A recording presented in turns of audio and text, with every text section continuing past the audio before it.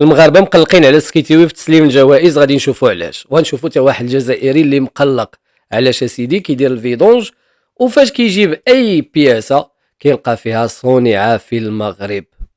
وحنا غادي نوريوك علاش اسيدي وما تقلقش.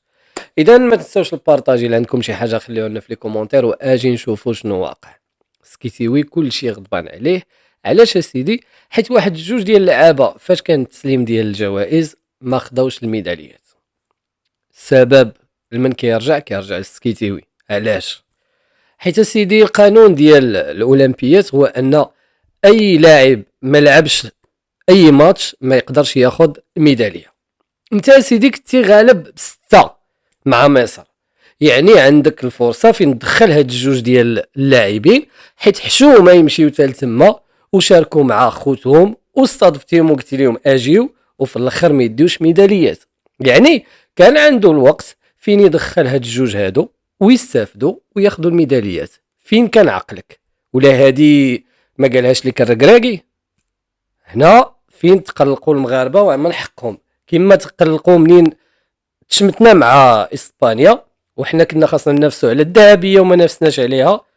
واسمح لي، هذا الديفو ديالك، هذا خاصك تخرج وتعتذر لهاد جوج اللعابه هادو. اجي دابا نشوفوا خونا الجزائري اللي تقلق علاش اسيدي كيبارطاجي مع خوتنا الجزائريين هاد المعلومه هادي، حيت هو داير واحد المحل ديال الفيدونج وكيغير الناس الفلترات وداك الشيء.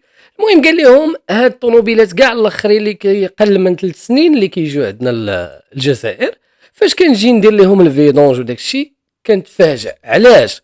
قطع الغيار كامله فيها صنع في المغرب. يعني ما بقاوش هادو كينفخوا الرويض ولا كينفخوا شي حاجه واحده اخرى. فين كعمي تبون؟ فين اللي قلتي لنا راه كينفخوا الرويض؟ احنا دابا كنمشيو حنا مقاطعين العلاقات معاهم، كنمشيو نشريو من اوروبا ودوز ويجيو حتى لعندنا ونلقاو شاريين اشنو؟ شاريين قطع غيار ديال المروك. علاش حنا ما نصنعوهمش؟ علاش حنا كنشريو ديال المروك؟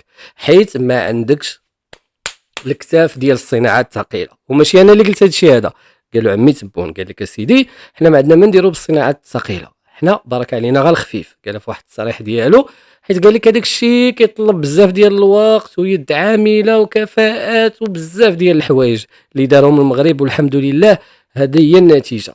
فاش كتشري اي طوموبيل غتلقى قطع الغيار صنع في المغرب. فهمتيها؟ يعني نفيخ الرويد وسير فوتو ليه. هذا ميساج لشي ناس. هو الصراحه شوف، هو الصراحه كيبين الواقع وفي نفس الوقت كيبين واحد العقليه اللي يشوف بنادم مقلق. علاش؟ حيت كيدخلوه قطع الغيار وكون راجل وصنعهم. اجي نشوفوا خونا الجزائري. المشكل تاع السيارات في الجزائر، يعني كل السيارات اللي راهم يجونا مواد دروازه، يعني اللي جاي من المانيا ولا من فرنسا ولا من اسبانيا، يعني لاحظنا فيهم واحد الحاجه، كل قطع الغيار تاعهم ميد ان موروكو. يعني المغرب راه يصنع السيارات ويصدرها من اوروبا، ومن اوروبا نشروهم حنا. يعني حتى الفيتراويل، الفيتراير، فيترا غازوال، انا نجبدوهم ونصيبوا بريمي فيتر تاعها الاول مخدوم في المغرب. وغادي نوري لكم هذا المثال.